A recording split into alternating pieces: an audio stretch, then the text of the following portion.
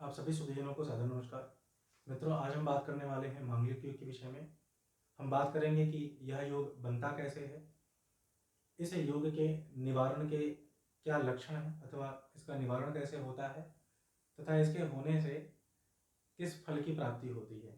तो जैसा हम जानते हैं कि मांगलिक योग मंगल ग्रह से बनता है।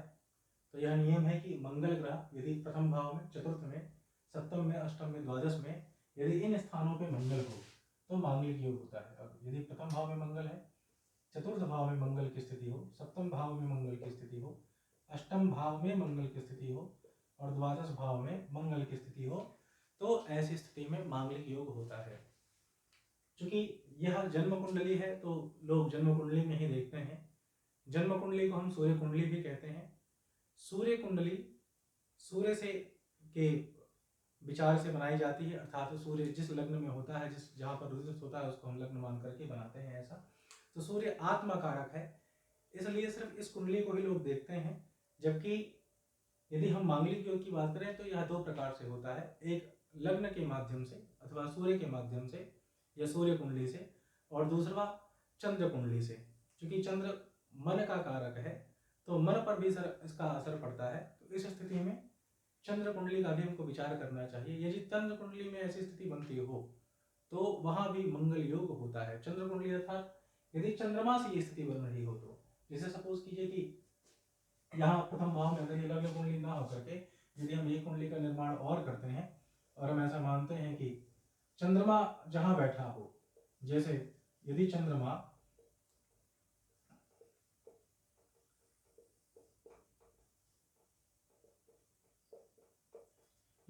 यहां बैठा हो और चंद्रमा के साथ मंगल हो,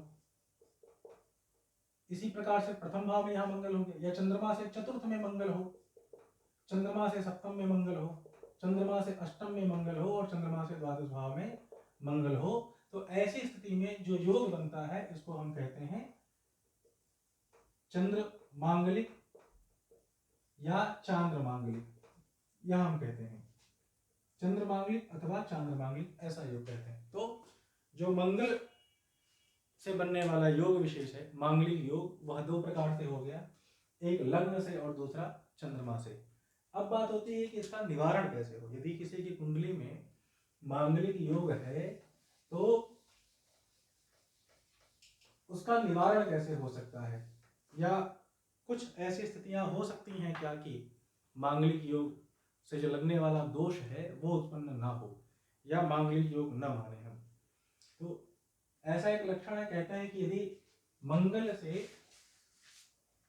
द्वितीय भाव में मंगल जहां भी स्थित हो, जैसे यदि हम इस कुंडली की बात करें और हम माने ऐसा कि यहाँ पर प्रथम भाव में मंगल है, यदि हम ऐसा माने लग्न में मंगल विराजमान है ऐसा माने, तो यदि मंगल से दूसरे स्थान में चंद्रमा की स्थिति हो अथवा शुक्र की स्थिति हो तो मांगलिक योग नहीं होता है। न मांगलिक चंद्र भृगु द्वितीय, चंद्रमा और भृगु, चंद्रमा अथवा भृगु द्वितीय स्थान पे हो चंद्रमा से, मंगल से, मंगल जहां स्थित है वहां से यदि दूसरे भाव में चंद्रमा और शुक्र की स्थिति होती है तो ऐसे जातक को मांगलिक योग नहीं लगता है।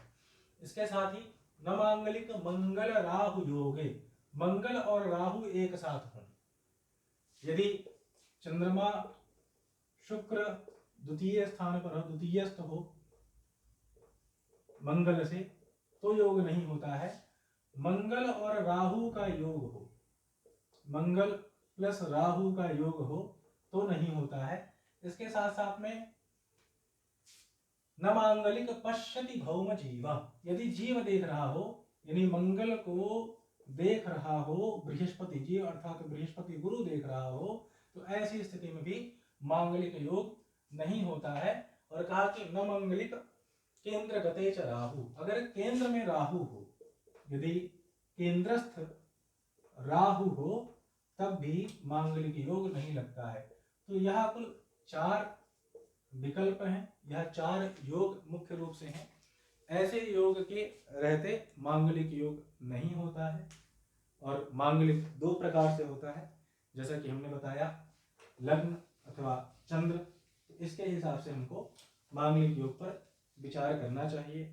अब बात होती है कि इसके लाभ या गुण क्या हैं, या इसको क्यों देखते हैं। तो इसको विशेष रूप से वर्तमान में विचार किया जाता है विवाह के लिए कि अगर लड़का मांगलिक है तो लड़की भी मांगलिक होनी चाहिए, अथवा लड़की मांगलिक है तो लड़का भी मांगलिक होना चाहिए। इस पर विचार करते हैं विवाह के लिए वर्तमान में।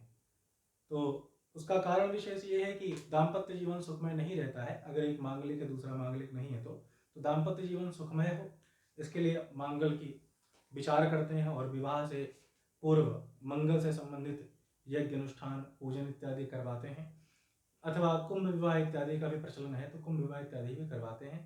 साथ में जो लोग मांगलिक होते हैं वो थोड़े जिद्दी स्वभाव के होते हैं, तो दाम्पत्य जीवन जिद में नहीं चलता है। दाम्पत्य जीवन में दोनों का सामंजस्य होना चाहिए तभी होता है, अच्छा चलता है, तो वो ठीक से हो इसलिए ज़्यादातर विचार करते हैं। तो ये जिद्दी होते हैं थोड़े से, लेकिन यदि इनकी जिद किसी अच्छे कार्य के लिए है तो वो अच्छी है। तो ऐसा पाया गया है कि जो भी बड़े लोग या महान लोग या जो भी प्रसिद्ध लोग हुए हैं उनकी कुंडली में मांगलिक योग जरूर रहा है।